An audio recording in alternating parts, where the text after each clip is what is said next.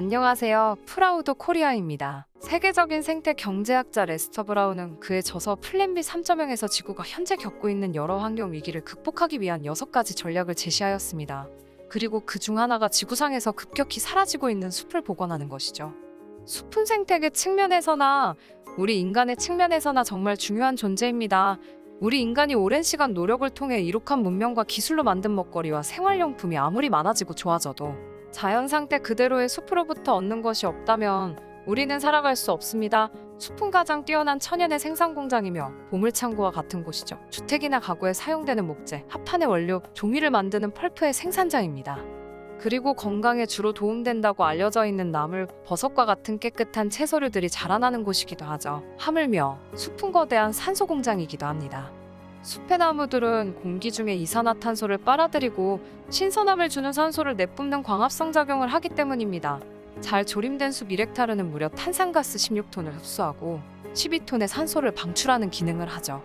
사람 한 명이 살아가면서 하루에 0.75kg 정도의 산소를 필요로 하므로 1헥타르의 숲은 무려 44명이 숨쉬며 살아갈 수 있게끔 하고 있는 것입니다. 게다가 숲은 성능이 뛰어난 천연 공기청정기의 역할도 맡고 있죠. 도심에서 채취한 1리터의 공기 속에서는 무려 10만에서 40만 개의 먼지가 섞여 있다고 합니다. 반면 숲속에서 채취한 공기에는 겨우 수천 개 정도밖에 없다고 하죠. 이는 우리가 살아가는 환경이 산업화, 도시화 등의 이유로 막대한 양의 분진과 매연을 배출하면서 공기를 오염시키지만 숲은 이러한 오염물질을 오히려 걸러주는 역할을 하고 있기 때문입니다. 숲에서 살아가는 나무는 인체에 해로운 대기 중의 먼지들을 잎의 기공을 통해 흡수하고 공기를 정화하는데 1헥타르 규모의 침엽수림은 1년 동안 약 30톤에서 40톤 정도의 먼지를, 화렵수림은 무려 68톤가량의 먼지를 걸러낸다고 합니다. 이 밖에도 숲의 나무들은 숲에 내린 비를 깨끗한 물로 정화하기도 하며 평소 급격하게 내린 비를 가득 빨아들였다가 조금씩 흘려보내면서 천연댐으로서의 역할도 한다고 하죠. 더불어 흙을 끌어안아 비가 내릴 때 산사태와 같은 자연재해를 예방하는데 커다란 역할을 하기도 합니다. 따라서 세계적인 생태경제학자 레스터 브라운도 이러한 숲의 이로운 점을 알고 그의 저서에서 지구가 겪고 있는 환경위기를 극복하기 위해 숲을 복원해야 한다고 말한 것입니다. 이 밖에도 최근 유엔환경계획과 유엔식량농업기구는 2021년부터 2030년까지 세계생태계복원 10년 계획을 수립하면서 1조 그루의 나무를 심겠다는 목표를 세우기도 하였습니다. 그만큼 기후위기와 생태위기를 극복하기 위해서는 숲의 복원이 정말 절실하다는 것을 깨닫고 있는 상황인 것이죠. 우리나라도 이러한 숲의 이로움을 일찌감치 깨닫고 전쟁통에 훼손된 우리의 살림을 복원하는 데 엄청나게 노력을 기울였습니다. 그 결과 우리는 전 세계의 어느 나라를 가도 보기 힘든 도심 속의 수많은 숲과 산을 맞이할 수 있게 되었죠. 그러나 아직까지도 사막화와 같은 문제를 겪으며 숲이 부족해 고통받는 나라가 많다고 합니다. 그 중 하나가 몽골입니다. 1990년대까지 몽골 전체 면적의 40%를 차지하던 사막은 최근 78%까지 확대되었습니다. 이 과정에서 지난 60년간 세계 평균 기온이 0.7도 상승했는데 몽골의 경우 3배에 달하는 2.1도가 상승하는 위기를 겪었으며 몽골 환경부에 따르면 사막화가 급격히 진행된 30년간 1166개의 호수와 887개의 강, 2096개의 샘이 사라졌다고 하죠. 이렇게 사막화가 심각해지면서 단순히 몽골에 많이 있는 유목민들이 풀이 없어 가축을 키우기 힘들어한다는 점 외에도 거대한 모래폭풍이 쉴 새 없이 도시로 유입되는 등의 문제가 생기기도 하였습니다. 더군다나 몽골의 사막화 심화 현상은 단지 몽골만의 일이 아니라는 점이 문제입니다. 다들 매년 봄 한 번쯤은 몽골에서 불어온 황사가 우리나라에 온다는 얘기를 들은 적이 있으실 겁니다. 몽골에서 발생한 황사는 북서풍을 타고 중국을 거쳐 한반도까지 도달하는데 최근 10년간 국내에 영향을 준 황사의 80%는 몽골의 고비 사막과 내몽골 고원에서 발원했죠. 특히나 기상청에 따르면 평균 황사율은 80년대에 2에서 3일 정도에 불과했으나 90년대 5일 정도가 되었고 2000년대에는 10일 정도까지 늘어났다고 합니다. 그리고 최근에는 중국의 공업지대에서 발생한 오염물질까지 이 황사바람과 섞여 유입되는 탓에 각 가정에서 공기청정기가 필수품이 되는 등 우리도 피해를 입고 있죠. 따라서 우리나라 입장에선 점점 심화되는 몽골발 황사를 막기 위해 몽골의 사막화를 저지하는 게 굉장히 시급한 문제이죠. 그래서 오래전부터 몽골의 사막화 방지를 위한 조림 사업이 시행되고 있었다고 합니다. 이는 한국 몽골 그린벨트 조림 사업이라는 명칭하에 총 3차의 사업에 걸쳐 시행되었고 또 앞으로도 시행될 예정이죠. 1차 조림 사업은 2005년 우리 정부와 함께 몽골이 자신들의 나라에 동서를 잇는 총 길이 3,700km, 20만 헥타르에 달하는 사막화 방지 그린벨트 조성 계획을 세우고 2007년부터 2016년까지 10년간 실시되었었는데, 결과적으로 건조 지역인 룬솜의 833헥타르, 사막 지역인 달란자드가드의 673헥타르, 바양작의 1,540헥타르 등 총 3,046헥타르에 달하는 사막 건조지 1단계 녹화 사업을 성공적으로 완료했습니다.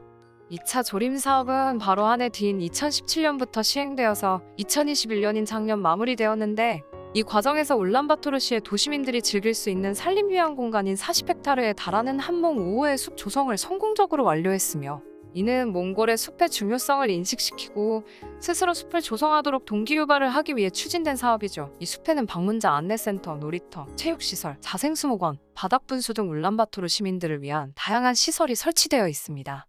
그 밖에도 기존에 조성이 완료된 조림지역을 오랫동안 보존할 수 있도록 지역 주민 인식 제고를 위한 교육 및 청소년 생태 교육을 운영하고, 또 우리나라의 산림 전문가들이 현장을 방문하여 그린벨트 아카데미와 같은 교육 프로그램을 진행하고, 매년 10명 내외의 연수생을 선발하여 한국에서 연수를 통한 교육을 진행하면서 산림 전문 인력을 육성하는 데 도움을 주었죠. 그리고 조림 대상지와 조림 수종 선정, 조림 사업장 운영 및 사후 관리를 철저히 할 수 있도록 몽골 조림 사업 실행 매뉴얼도 제작하여 배포하였습니다. 이렇게 추진된 1차, 2차 한국 몽골 산림협력 사업은 2020년 외부 전문기관을 통해 실시한 평가에서 경제협력 개발기구 개발원조위원회 평가 항목인 적절성, 효율성, 효과성 및 영향력에서 매우 높은 점수를 받았으며, 특히 지난 2021년 3월 공식 석상에서 몽골 환경관광부 장관이 한국은 한몽 그린벨트 사업으로 몽골의 사막화 방지와 토지오염 방지에 많은 도움을 준 중요한 협력 파트너라고 강조하며, 한국 산림청 등 관계기관의 지속적인 협력관계 유지를 희망하는 태도를 내비쳤습니다. 따라서 산림청은 지난 9월 몽골 울란바토르에서 2022년인 올해부터 추진되는 한국 몽골 사막화 황사 방지 협력 양해각서를 체결하면서 제3차 사업을 앞으로 시행할 것이라 밝혔습니다.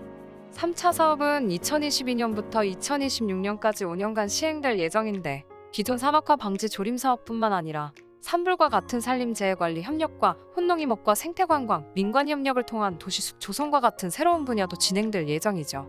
아울러 친환경적인 방식을 통한 주민소득 증대, 양묘장 등 산림보건 기반시설 확충, 연구 및 기술 지원, 교육훈련 등도 계속해서 발전시켜 나가 진행할 것이라고 합니다.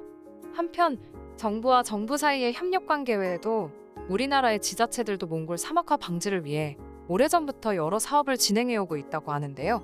2009년부터 10년간 고양시와 푸른 아시아가 손을 잡고 만든 고양의 숲이 그 결과물 중 하나라고 합니다.